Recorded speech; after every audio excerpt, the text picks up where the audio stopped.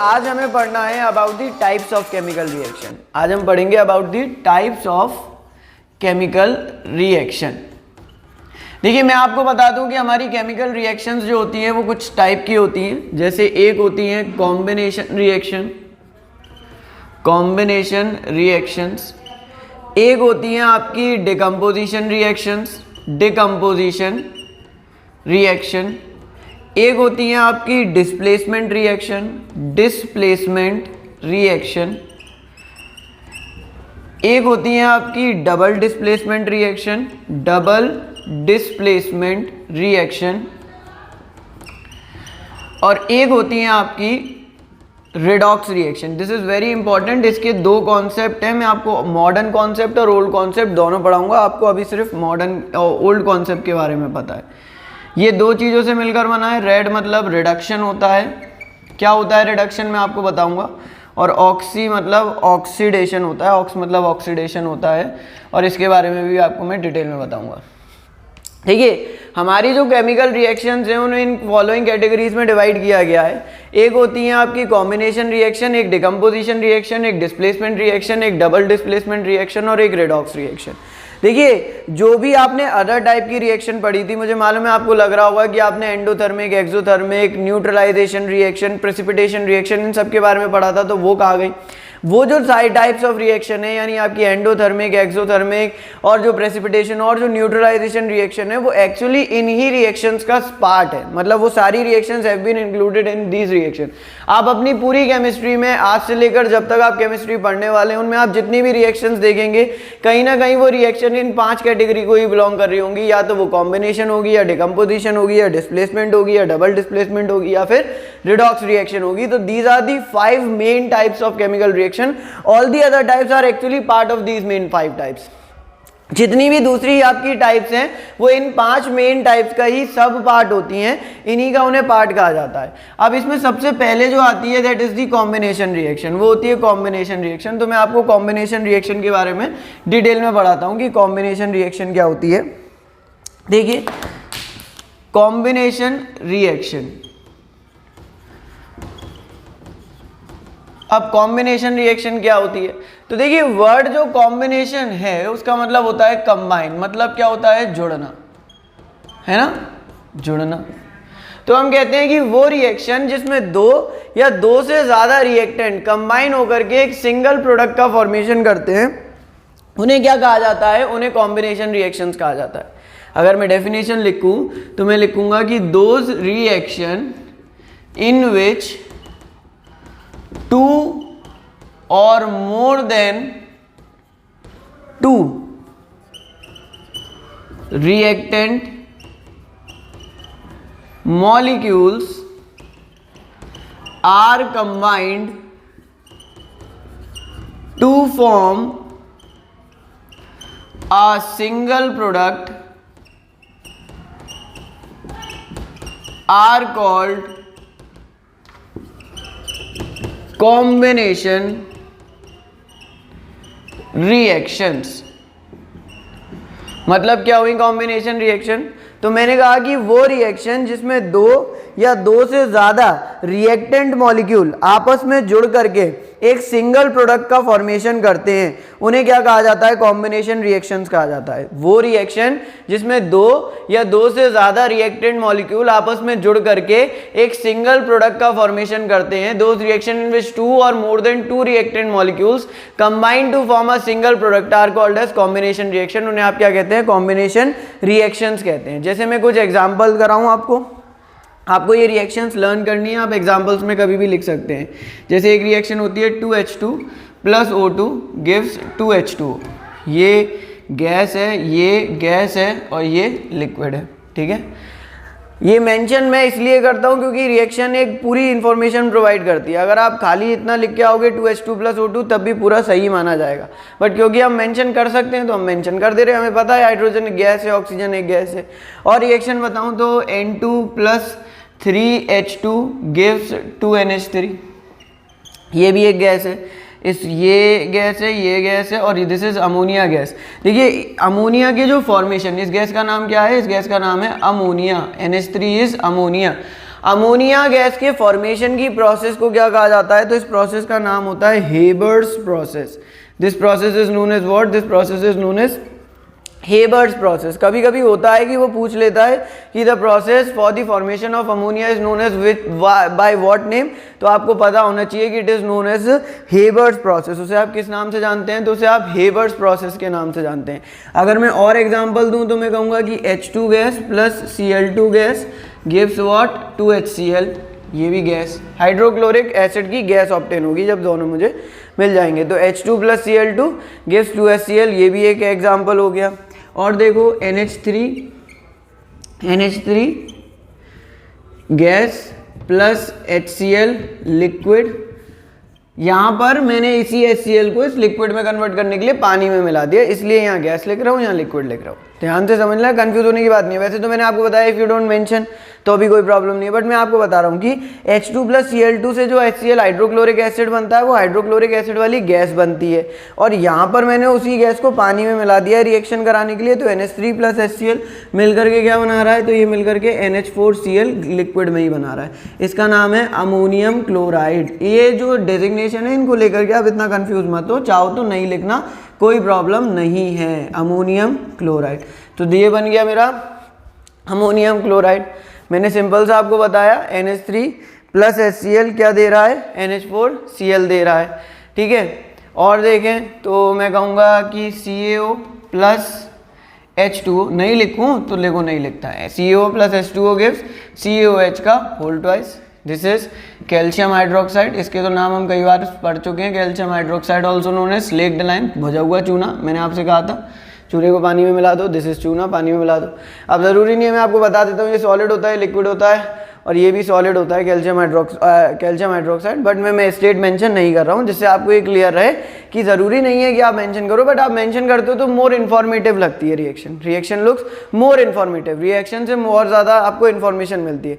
But आप देखो यहाँ पर क्या हो रहा है कि दो रिएक्टेंट है, कंबाइन करके सिंगल प्रोडक्ट बना रहे हैं। दो रिएक्टेंट है, सिंगल प्रोडक्ट बना रहे हैं। दो रिएक्टेंट है, सिंगल प्रोडक्ट बना रहे हैं। दो रिएक्टेंट है, सिंगल प्रोडक्ट बना रहे हैं। यानी प्रोडक्ट जो होगा वो हमेशा कितना ऑब्टेन होगा? तो जो प्रोडक्ट आपको ऑब्टेन होगा वो हमेशा सिंगल प्रोडक्ट ही ऑब्टेन होगा।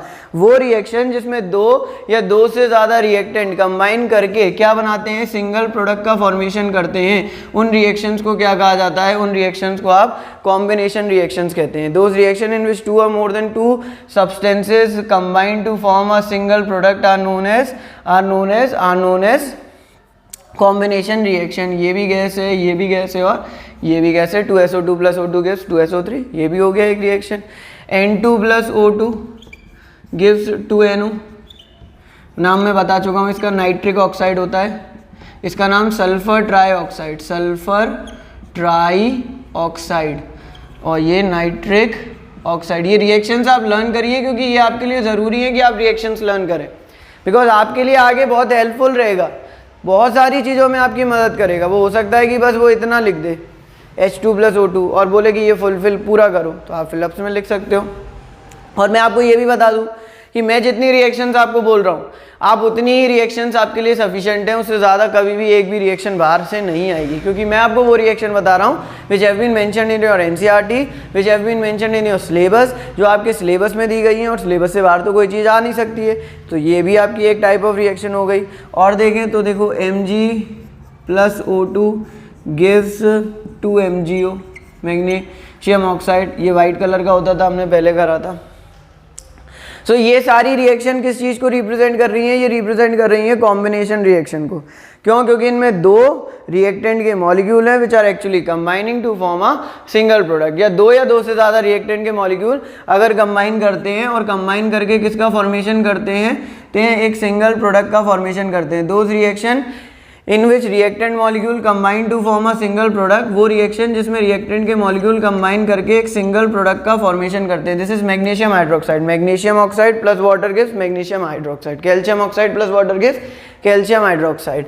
This is magnesium hydroxide, magnesium hydroxide. तो सिंपल सी बात है कि वो रिएक्शन जिसमें दो या दो से ज़्यादा रिएक्टेंट के मॉलिक्यूल कंबाइन करके एक सिंगल प्रोडक्ट का फॉर्मेशन करते हैं, उन रिएक्शंस को क्या कहा जाता है? Those reactions are simply termed as the combination reactions.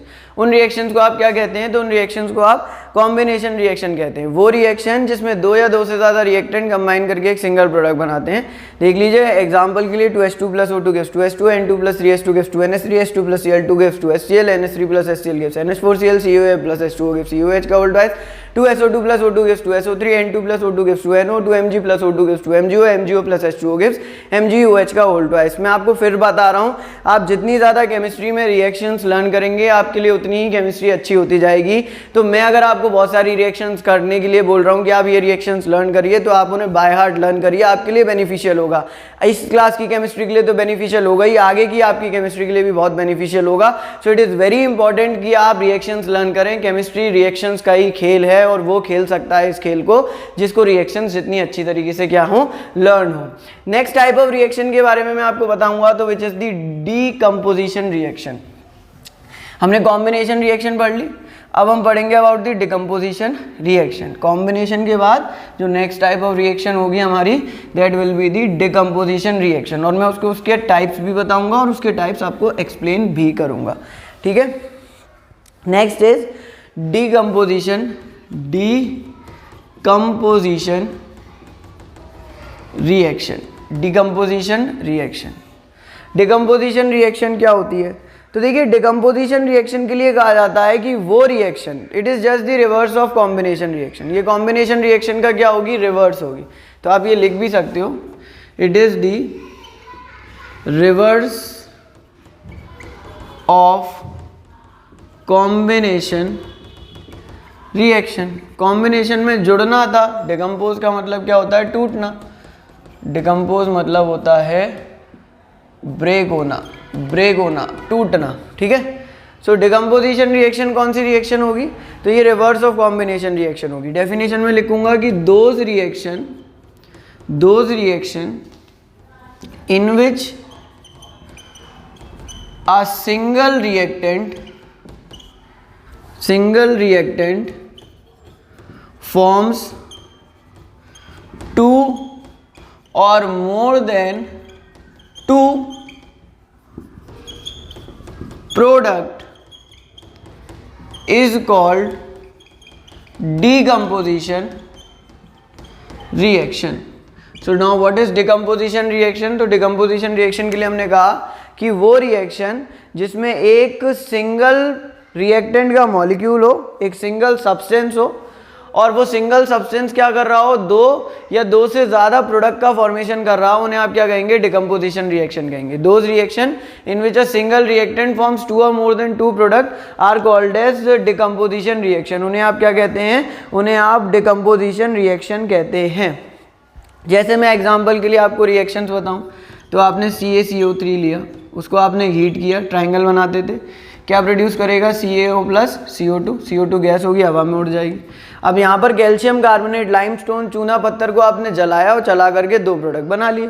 तो ये रिएक्शन कैसी रिएक्शन हो गई, एक डिकम्पोजिशन। एक सिंगल सब्सटेंस है जो टूट रहा है दो सब्सटेंस में, तो ये डिकम्पोजिशन रिएक्शन हो गई।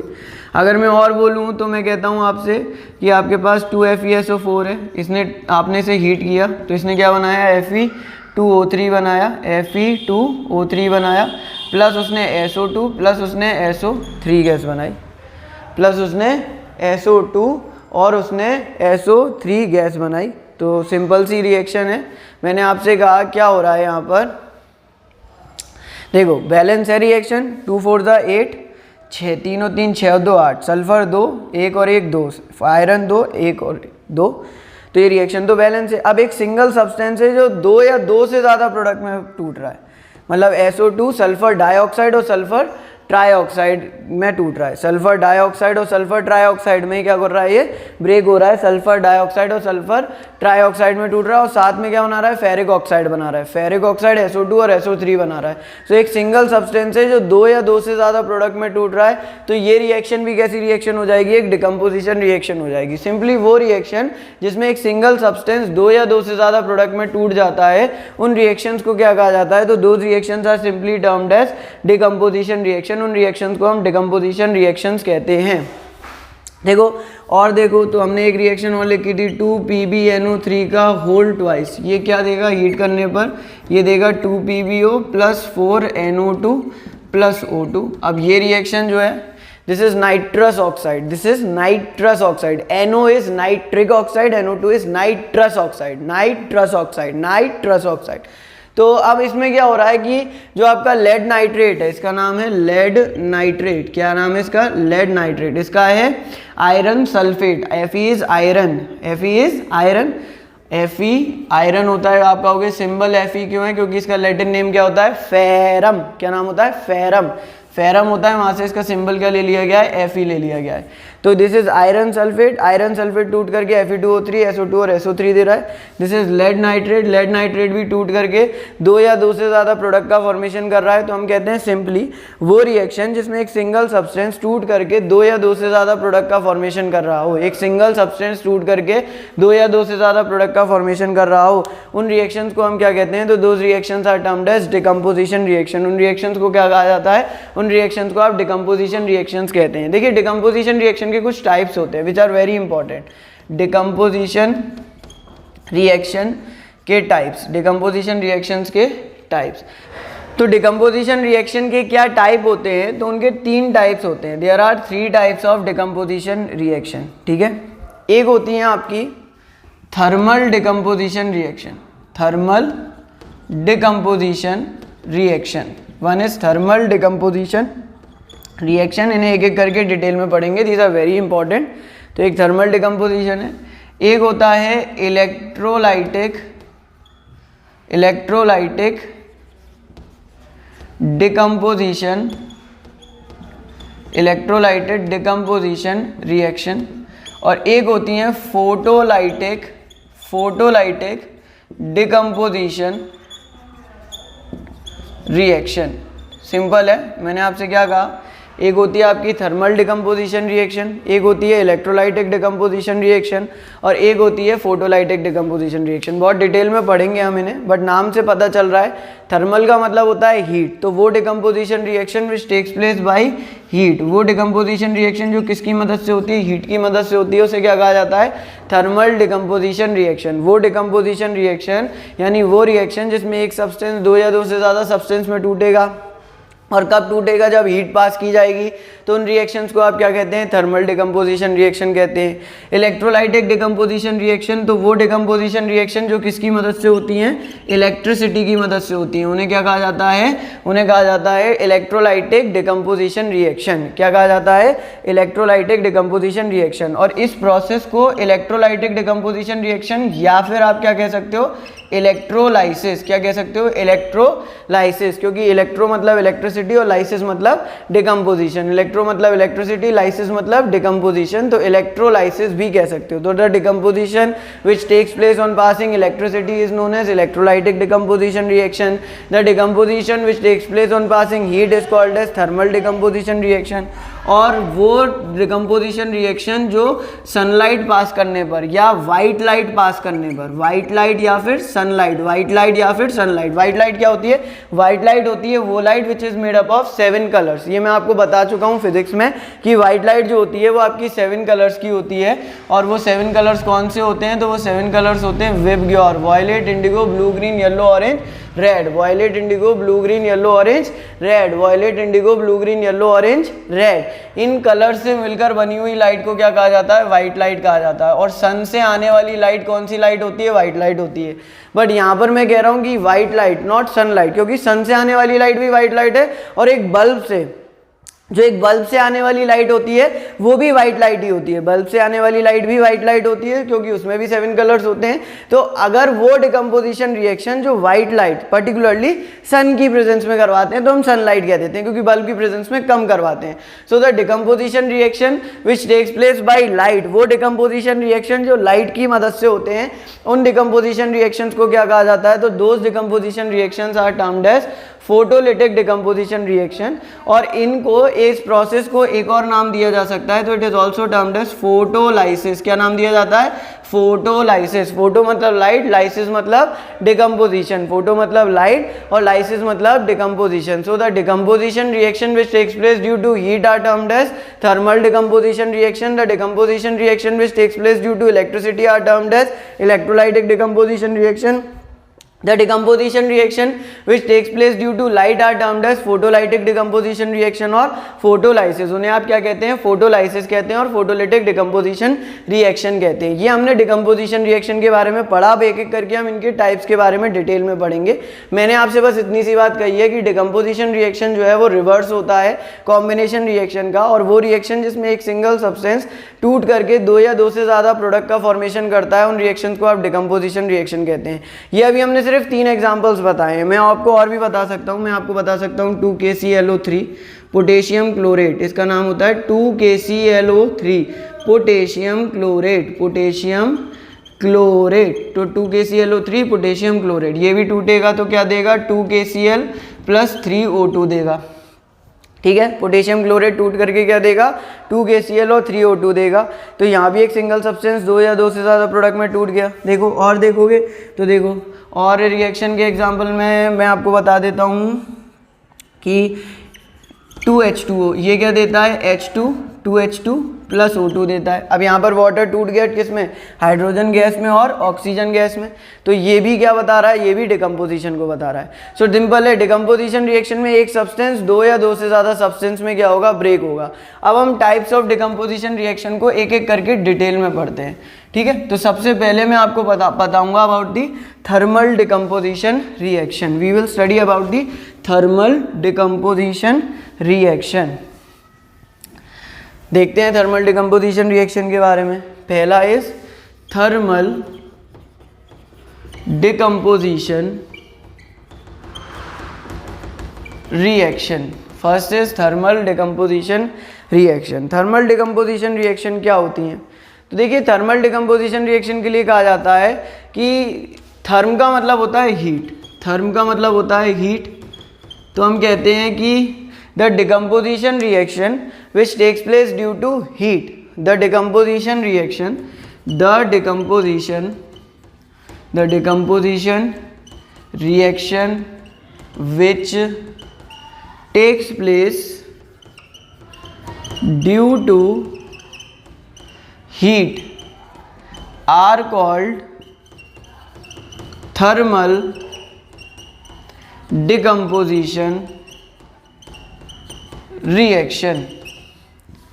वो डिकम्पोजिशन रिएक्शन जो किसकी मदद से होता है, हीट की मदद से होता है। यानी वो डिकम्पोजिशन रिएक्शन जो तब होगा जब आप हीट पास कर रहे होगे किसी भी प्रोसेस में, तो उस डिकम्पोजिशन रिएक्शन को आप क्या कहेंगे, उस डिकम्पोजिशन रिएक्शन को आप थर्मल डिकम्पोजिशन रिएक्शन कहेंगे। The decomposition reaction which takes place due to heat are called as thermal decomposition reaction. अब मैं इसके एग्जाम्पल बताता हूँ आपको। मैं इंक डाल रहा हूँ, इंक डालने के बाद मैं आपको एग्जाम्पल बताता हूँ। ठीक है, अच्छा देखिए अभी हमने एक एग्जाम्पल पढ़ा था कि 2FeSO4 है ना, इसको जब हम हीट करते थे तो क्या बनता था, Fe2O3 + SO2 + SO3, SO2 + SO3, sulphur dioxide, sulphur trioxide और फेरिक ऑक्साइड। ये किस कलर का होता है, this is brown colour, brown colour. ये ब्राउन कलर का रेजिड्यू होता है। रेजिड्यू का मतलब होता है बचा हुआ अवशेष, बचे हुआ